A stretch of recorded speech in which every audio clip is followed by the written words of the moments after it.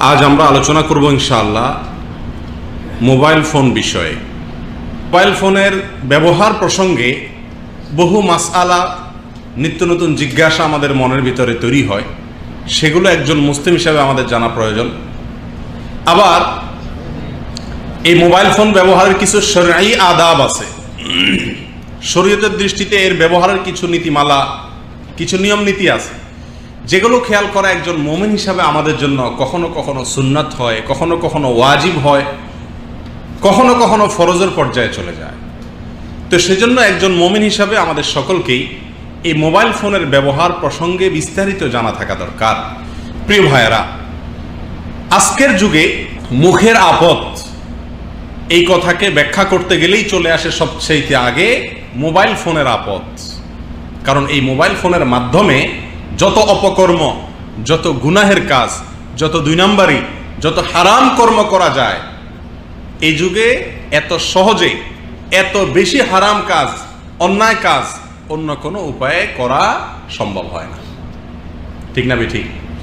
Mobile ফোনের মাধ্যমে যত ক্ষতি মানুষের এই যুগে হয়, অনেক সময় অনেক বড় বড় অস্ত্র দিয়েও এত ক্ষতি হয় না। এই জন্য মোবাইল ফোনের ব্যবহার প্রসঙ্গে কোরআন এবং সুন্নাহর নির্দেশনা একজন মুমিনের সামনে পরিষ্কারভাবে থাকা উচিত। যদি না থাকে তাহলে এই মোবাইল ফোন আমার জাহান্নামে যাওয়ার সবচেয়ে বড় কারণ হবে। যদি না থাকে তাহলে এই মোবাইল ফোন আমার দুনিয়াতে আখিরাতে সব জায়গায় লাঞ্ছনার সবচেয়ে বড় কারণ হবে। এই মোবাইল ফোন আমার সংসার ধ্বংস করার কারণ হবে। এই মোবাইল ফোন আমার সন্তান ধ্বংসের কারণ হবে। এই মোবাইল ফোন আমার বন্ধুত্ব নষ্টের কারণ হবে। এই মোবাইল ফোন আমার জীবন ধ্বংসের কারণ হবে। এই মোবাইল ফোন আমার চাকরি যাওয়ার কারণ হবে। এই মোবাইল ফোন আমার অ্যাক্সিডেন্টের কারণ হবে। এই মোবাইল ফোনের ক্ষতি বর্ণনা করে শেষ করা যাবে না, যদি আমরা এর সঠিক ব্যবহার একজন মুমিন হিসাবে কোরআন এবং সুন্নাহর যে নির্দেশনা আসে সেগুলোকে ফলো না করি। ঠিক না ঠিক? এই জন্য ভাই, আজকে আমরা মোবাইল ফোন প্রসঙ্গে কিছু কথা আরজ করার ইরাদা রাখি। আল্লাহ তাআলা আমাদের সকলকে বুঝা, মানা এবং আমল করার তৌফিক দান করেন। প্রিয় ভাইয়েরা, সর্বপ্রথম যে প্রশ্নটি চলে আসে সেটা হলো যে এই মোবাইল ফোন তো নবী করিম সাল্লাল্লাহু আলাইহি সাল্লামের যুগে ছিল, কি বলেন? ছিল না? সাহাবায়ে কেরামের যুগে ছিল না। তাহলে নবী সাল্লাল্লাহু আলাইহি সাল্লামের যুগে যে জিনিসটা ছিল না, সাহাবীদের যুগে যে জিনিসটা ছিল না, সেটা এখন নতুন আবিষ্কার হয়েছে। তাহলে যে কোনো নতুন জিনিস এটাই তো বেদাত। কি বলেন? যে কোনো নতুন জিনিস বেদাত না? কি বলেন? তাহলে মোবাইল ফোন ব্যবহার করা বেদাত হবে না? কোরআনে হাদিসে মোবাইল ফোনের কথা আছে? কোরআন হাদিসে মোবাইল ফোনের কোনো কথা আছে? নাই। তাহলে আমরা মোবাইল ফোন ব্যবহার করে যেটা বেদাত হবে না? হবে না। হারাম হালাল আমরা কিভাবে জানবো? কোরআন হাদিসে তো এই সম্পর্কে আল্লাহ তাআলা কথাই বলেন নাই, আলোচনাই করেন নাই। তাহলে মোবাইল ফোন ব্যবহার করা কি হালাল নাকি হারাম? হালাল হলে সেটাও তো কোরআনে থাকবে, হারাম হলে সেটাও থাকবে নাকি? এখন কোরআনে তো মোবাইল ফোনের আলোচনাই নেই, তাহলে মোবাইল ফোন ব্যবহার করা কি হালাল না হারাম? কি বলেন? কয়েকজন বলছে হারাম। যারা বলছেন হারাম তাদের কাছে মোবাইল ফোন আছে কিনা চেক করা দরকার এখন। প্রিয় ভাইয়েরা, বেদাত হলো ওই নতুন জিনিস, যেই নতুন জিনিস শরীয়তের কোন কর্মকাণ্ডের মধ্যে যোগ হয়। ইবাদতের মধ্যে যদি নতুন কোন জিনিস যুক্ত করা হয় সেটা হলো বেদাত। দুনিয়াবি কোনো কাজে যার সঙ্গে দ্বীনের সরাসরি কোনো সম্পর্ক নাই, সে সমস্ত ক্ষেত্রে যত নতুন তত ভালো, কোনো সমস্যা নেই, ওইটা বেদাত হবে না। নবী করিম সাল্লাল্লাহু আলাইহি সাল্লামের যুগে মানুষ ঘোড়ায়, গাধায় চলতো, উঠে চলতো, এখন আমরা গাড়িতে চলি। এটা বেদাত না, কারণ এটা আখিরাতের কোনো বিষয় না, ইবাদতের কোনো বিষয় না। এটা কিসের বিষয়? দুনিয়াবি বিষয়। আখিরাতের যে কর্মকাণ্ড, ইবাদত বন্দিগি, নেক আমল, সেগুলোর মধ্যে নতুন কোনো কিছু যুক্ত করলে সেটা বেদাত হয়। কিন্তু দুনিয়াবি কাজে নতুন কিছু যুক্ত হলে সেটা কি হয় না? বেদাত হয় না। বিধায় মোবাইল ফোন ব্যবহার করা কি না? বেদাত না। কিন্তু দ্বিতীয় প্রশ্ন হলো, মোবাইল ফোন ব্যবহার করা কি হালাল নাকি হারাম? প্রিয় ভাইয়েরা, আল্লাহ সুবহানাহু ওয়া তাআলা আমাদের জন্য যা সৃষ্টি করেছেন, দুনিয়াতে যত কিছু সৃষ্টি হয়েছে এবং কিয়ামত পর্যন্ত হবে, সেটা ন্যাচারাল হোক আর মানুষের সৃষ্টি করা হোক, যত জিনিস দুনিয়াতে আছে সব মানুষের জন্য হালাল।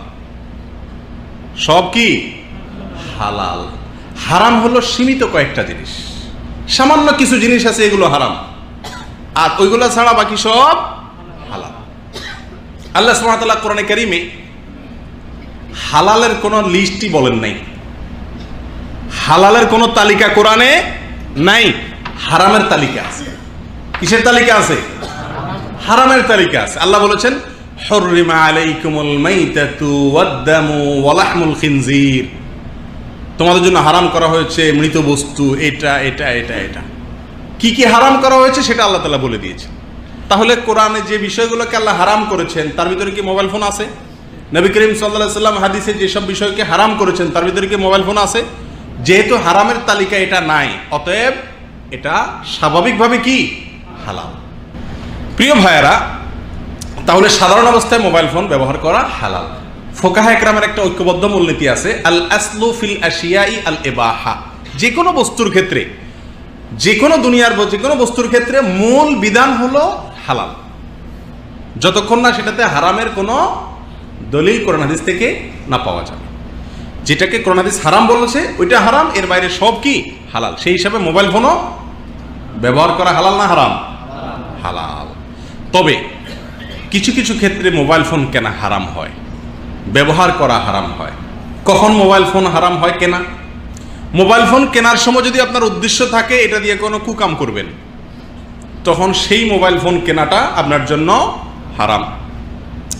আপনার উদ্দেশ্য যদি হয় যে আমার ছোট অ্যান্ড্রয়েড সেটটাতে ফিল্ম দেখলে ভালো করে দেখা যায় না, ফিল্মগুলা ভালো করে দেখা যাওয়ার জন্য আপনার বড় একটা সেট দরকার, সেজন্য আপনি বড় একটা ভালো সেট কিনলেন। আপনার এই সেট কেনাটা হালাল হবে না হারাম হবে? হারাম হবে। কারণ একটা চাকু এটা পেঁয়াজ কাটার জন্য কিনা যায়, কারোর পেটে ঢুকানোর জন্য কিনা যায়। আপনি যদি এটা পেঁয়াজ কাটার নিয়তে কিনেন তাহলে জায়েজ, আর যদি কারোর বুকে ঢুকানোর নিয়তে কিনেন তাহলে হারাম। মোবাইল ফোন এরকম। কথা বুঝে আসছে ভাই? নাম্বার 2, মোবাইল ফোন কেনা কখন হারাম হয়? যদি আপনি এটা কেনেন ফুটানি জাহির করার উদ্দেশ্যে, অহংকার করার জন্য, গর্ব করার জন্য, অন্যের চাইতে আপনি পয়সাওয়ালা এটা জাহির করার জন্য, আপনি বেশি শৌখিন এটা প্রকাশ করার জন্য, এ সমস্ত অসৎ উদ্দেশ্যে যদি আপনি মোবাইল ফোন কিনেন তাহলে সেক্ষেত্রেও মোবাইল ফোন কেনা আপনার জন্য কি হবে? হারাম হবে। কথা কি বুঝাতে পারছি ভাই?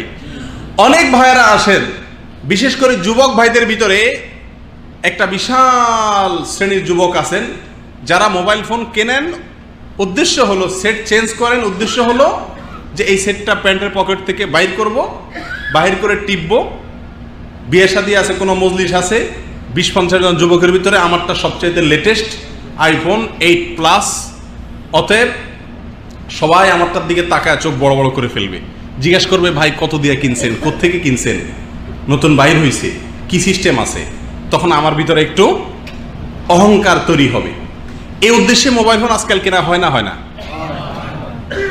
বহু লোকে এই উদ্দেশ্যে মোবাইল ফোন কিনে।